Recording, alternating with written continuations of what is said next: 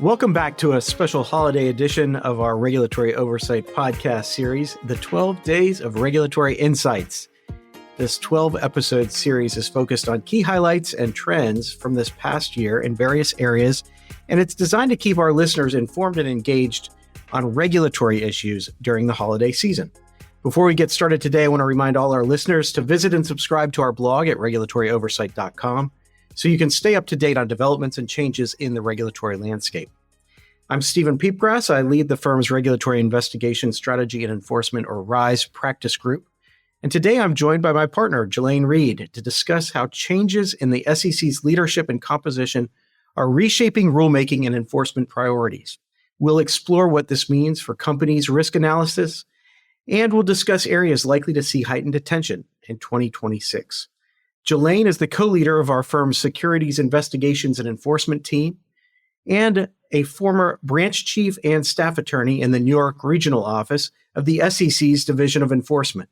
Ghillaine draws on her experience to represent corporations and individuals in investigations by the SEC, DOJ, FINRA, and the other government and self-regulatory authorities.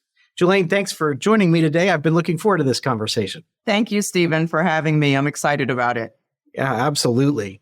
Well, let's dive right in and talk a little bit about some of the key changes that we've seen over this past year in the SEC's Enforcement Division, especially with this new administration. Absolutely. Well, there's a lot going on, to put it simply. We're almost a full year into the new administration. And as we've seen, there's a lot of change in the government on the federal level that impacts the SEC like it does almost every other federal agency. The current chair of the SEC is former SEC Commissioner Paul Atkins. Chair Atkins assumed his role in April of this year.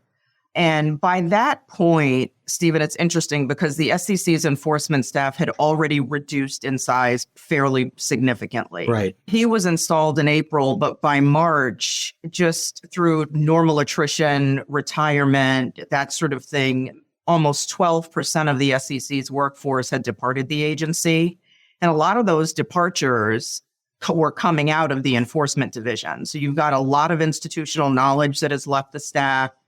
And then by April, by the time Chair Atkins was installed, reportedly the SEC had lost 16% of its staff. And again, those were folks who were very, very senior, been with the staff a really long time. People we know, right? People we know from law school and those we've worked on the other side many times. Exactly. And it's interesting because that was even before Atkins came in and instituted the ethos behind DOGE, the Department of Government Efficiency, right, which has further streamlined the agency's personnel to sort of eliminate redundancies, curtail costs, that sort of thing. So the agency really is dealing with a very, very lean enforcement staff, which is naturally going to circumscribe how much enforcement we're dealing with throughout this new administration. And we know, right, that what we've gone through with the recent government shutdown, the agency was operating with a skeletal staff, right? So during that sort of 40-plus day period, there just wasn't a lot of enforcement going on at all. And so I'm sure that has required all kinds of realignment and rethinking about priorities and where to focus these extremely limited resources. What are we seeing on that front? So it's interesting. We've got a new chair, and we've also got a new head of enforcement. Judge Meg Ryan was appointed in September, so very, very recently. She's got a strong conservative background, significant military service, but interestingly, no financial services experience, right? So Ryan is coming in, having been a judge for the Court of Appeals for the Armed Services and a judge advocate general for the Marine Corps. And she's expected to bring a very conservative focus to the agency. Now, again, she was just installed in September, so we've got a limited period of time. But I think by the end of 2026, we're really going to see where the agency's enforcement priorities are going to lie. At the top of every year, as just a matter of standard practice, every January, the SEC issues its enforcement priorities, and they're written.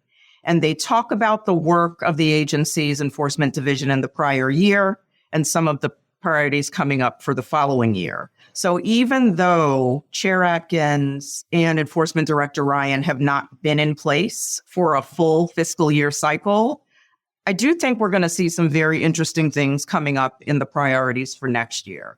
But I will say this, the SEC's fiscal year ends September 30th of every year. And what the defense bar has normally seen every year leading up to 9/30 is this flurry of enforcement settlements and enforcement cases and filings. And it's like, you'll get multiple emails from the commission saying this case has been settled, this case has been filed. We did not see that at all this year. Wow. Right? Mm-hmm. So clearly we're having a shift to a very lean, right, enforcement tempo, if you will. The agency reportedly only filed in fiscal year 2025 4 enforcement actions since Atkins was installed, right? That is a 30% decrease from what we saw in fiscal year 2024. And the amount of monetary settlements have fallen by 45%. For fiscal year 2025, the agency's monetary settlements are at a sum of $808 million, which is the lowest reportedly since 2013. Wow. So we really are operating in a spirit of deregulation, let's say, particularly with respect to the federal securities laws.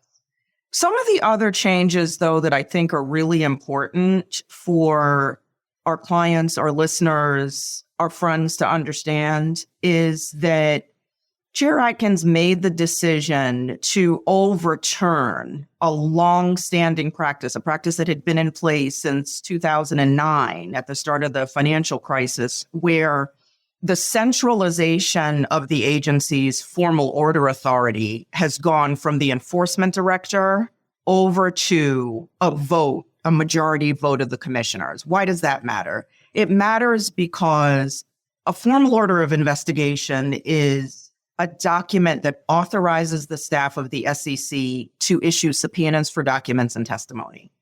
It is the order that formalizes the work of an investigation and changes it from a voluntary exercise to an involuntary exercise, meaning that when a party gets served with a subpoena, if they don't comply with that subpoena, they can be subject to a subpoena enforcement action in a federal district court. Up until that point, the matter is voluntary. Right. So the party could say to the agency, you know what, I'm just not going to comply. Go get a subpoena. Now, commissioners vote on whether that authority exists. And that's relevant because having to rely on the vote of the SEC's commissioners could take time. It could delay the process by which the agency gets a formal order, which could delay the process by which an investigation is undertaken, which could delay the process of the investigation, right? So you have not only a lean staff, but you've also got a different protocol for the investigative process. And I think when you marry those two things, you're really talking about a much leaner, if you will, SEC. So that's probably encouraging news for some clients. And then for others, if you are still a recipient of an investigation from the SEC, then that means there's a laser focus on you from the agency because they have such limited resources and yet they've chosen to pursue this. That's right. Tell me a little bit about how you're advising, talking with clients around those dynamics. Absolutely. One of the great things about Chair Atkins' administration is that he's been very transparent about where his focus lies. Kudos to him for that. He is not playing hide the ball, right? To speak colloquially. He has made very clear that his priority is on the core mission that Congress set for the agency, which is to prioritize the protection of investors. Why does that matter?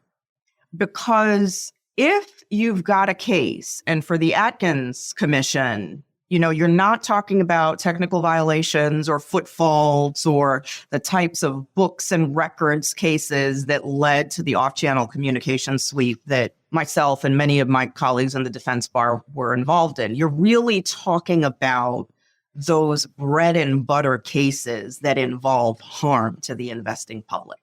That is where his focus lies. And that matters because he is saying if there's not genuine harm, if there aren't bad acts, we're not going to invest what are now very limited resources, right? Yep. Mm-hmm. Into sinking time and energy in an investigation where it's unclear if there's investor harm, right? So we would say to companies and clients right now is invest your time and energy where the commission is going directionally. What does that mean? Atkins has talked about a tremendous focus on disclosure issues. I spoke earlier about how under his administration, in its short time, only 4 cases have been initiated since he was installed as chair. 3 of those 4 cases involved issuer reporting and disclosure allegations. Why is that important?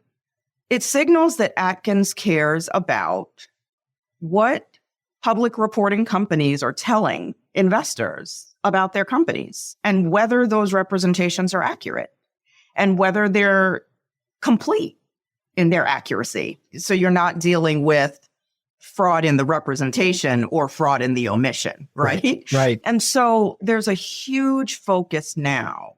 And I think this has always been the case at the commission. I mean, when I worked there 31 years ago, disclosure issues were already a huge focus, whether you were talking about private placements in a private investment or public reporting companies. But Chair Atkins has made very, very clear that that's top of mind for him, right? And we wouldn't want public reporting companies to think that that only matters for purposes of periodic reports to the commission.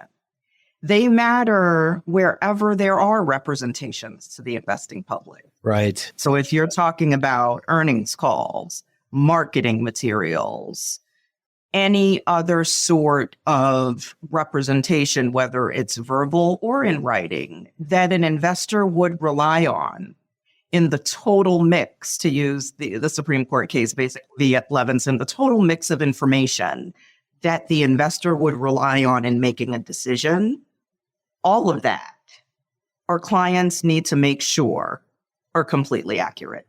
Great advice, Ghillaine. With so many other federal agencies, we've seen the same sort of pullback. And simultaneously, we've seen states filling in the gaps. And a lot of state AGs stepping in to bring these kinds of actions that the federal agencies typically would have brought. And sometimes they often brought them jointly. Now you've got state AGs jumping in. Do we see something similar happening here with the SEC? Is that something you think we might see going forward? What we have seen, and Stephen, you know this as well as I do, in our practice is you've got a decrease on the federal level and a radical increase on the state level. Absolutely. Yes. And to say that it's radical is actually not hyperbolic because we've seen more activity from state AG's offices, and particularly the consumer protection and securities divisions of those offices. Some of those offices for our clients and our industry and the defense bar are notorious. The New York, the Massachusetts, the Washington state. Those are the states that our clients are all getting the CIDs from, right? Yep. But what is interesting, Stephen, is that you're seeing even more conservative states, the Florida, the Texas, you're seeing them start to follow suit. Yes, absolutely. And so now is not a time for clients and companies to be complacent because of the dismantling of the CFPB and the downturn in enforcement of the federal securities laws through the SEC, because it's being offset, quite frankly, yes, by the states. And it's almost giving them a platform, some room, some latitude to flex enforcement muscle, I think, in a way that a Biden SEC wouldn't have yielded for them. I completely agree. And we're seeing it in so many different areas. And it can be very difficult for a client on the receiving end of these kinds of investigations. And actually, I think it's one of the great things about the two of us getting to work together. Oftentimes, these state AGs that are jumping into this mix don't have the same kind of experience that the folks at the SEC did, and they have a different playbook, but they do have a playbook. And so when they think about misrepresentations, right, which you just talked about being really the bread and butter of this current SEC and administration, they think about that in a slightly different way coming from it, especially when you bring the consumer protection side of the AG's office in. And so if you're a business and you're on the receiving end of that kind of an inquiry, what you really need is to marry up expertise with the AG's offices and expertise with the SEC, like what you bring to the table, to provide sort of a holistic defense and a team that can speak the same language of the regulator who's issuing the CID or the subpoena.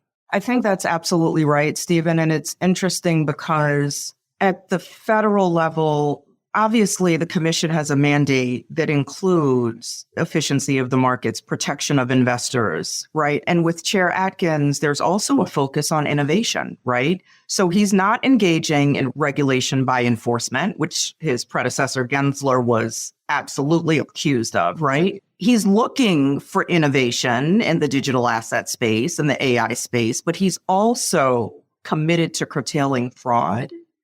On the state end, the ethos is very different. Yes. Right? As I don't have to tell you, there's much more of a, we don't care about your business. We don't care what you're trying to innovate. We need to make sure that the consumers in our state are protected, right? And so the way you approach those cases is very different. You made an important point earlier that I just want to briefly touch on, Stephen, which is that many of the lawyers at the SEC come from a background in securities regulations. They come from a financial services background.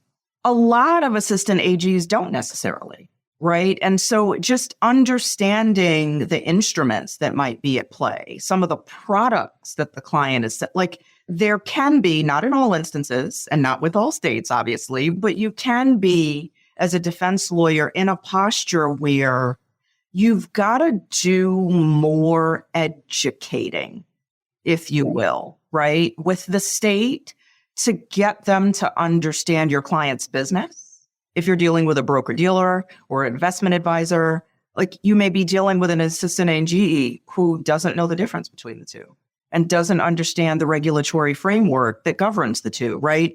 And so your mindset and the way you approach the defense of the client on a state matter is a little different from how it might be if you're just dealing, for example, with the SEC or if you're dealing with FINRA or another regulator. Yeah, it's both a challenge and an opportunity. Indeed. For practitioners like us. For sure. For sure. Ghillaine, this has been a great conversation. I very much enjoyed it. I hope we can have you back once the priorities list is released in January. I'm looking forward to that. For a sequel to this podcast, because this conversation has been great. And I want to thank our audience, too, for tuning in to this special holiday edition of our Regulatory Oversight podcast. We hope you enjoyed these 12 episodes. And I ask just that you please make sure to subscribe to the podcast, if you would, using Apple Podcast, Google Play, Stitcher, whatever platform you choose. And we hope that you all have a very happy holiday. Thank you.